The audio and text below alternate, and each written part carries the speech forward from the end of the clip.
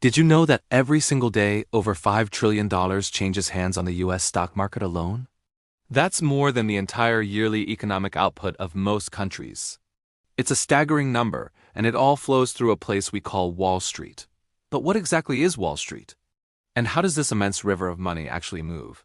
Today, we diving into the trillion-dollar maze to demystify how money moves through the heart of the global economy. First off, let's clear up a common misconception.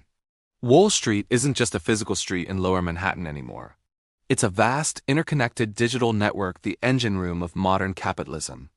It's where companies find the money to grow, where governments fund their operations, and where individuals can invest their savings for the future. Think of it less as a place and more as a complex system, a financial ecosystem with many different players. So, who are these core players? Let's meet the cast. First, you have the giants, the investment banks. These are the master architects of the financial world. They help companies go public through initial public offerings, or IPOs, and they structure massive deals, like mergers and acquisitions. They are the deal makers, connecting those who have money with those who need it. Next up are the asset managers and hedge funds. These are the professional investors.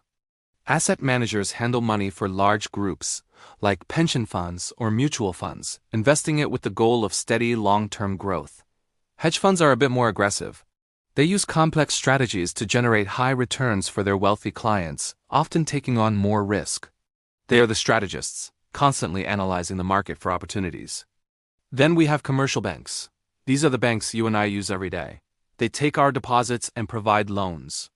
But they also play a crucial role on Wall Street by providing liquidity, the essential cash flow that keeps the system running smoothly.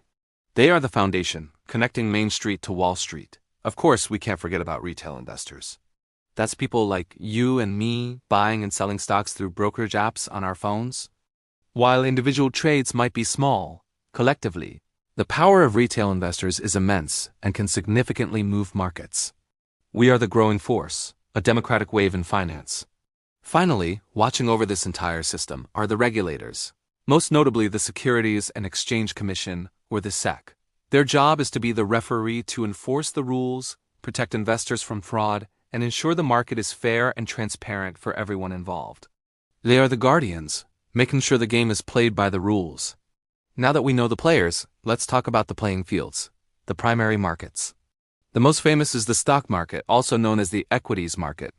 When you buy a stock, you're buying a tiny piece of ownership, a share in a public company.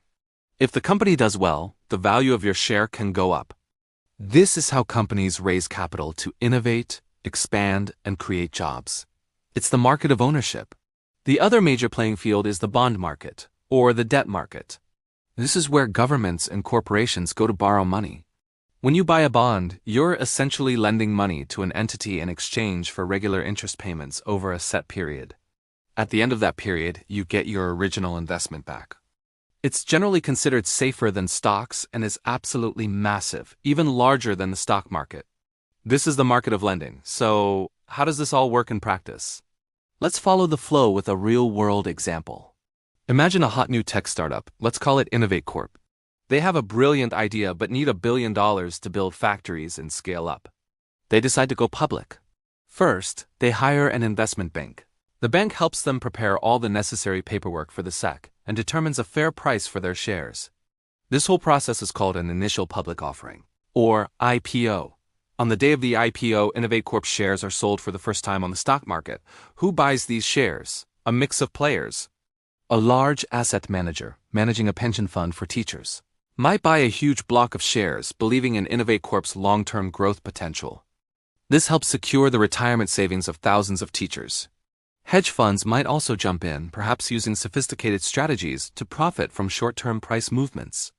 And of course, retail investors excited about the new technology will buy shares through their brokerage accounts. The $1 billion from the sale of these shares doesn't just vanish. It flows directly to Innovate Corp. They now have the capital to build their factories, hire thousands of employees, and bring their product to the world. The Teachers' Pension Fund now owns a piece of a promising company, and retail investors have a stake in its future success. This is Wall Street in action, channeling savings into productive investment. Once the shares are on the market, they are traded continuously. This is where things get really fast. A huge portion of daily trading is now done by computers using what's called high-frequency trading, or HFT. These are algorithms that can buy and sell stocks in fractions of a second, profiting from tiny price differences.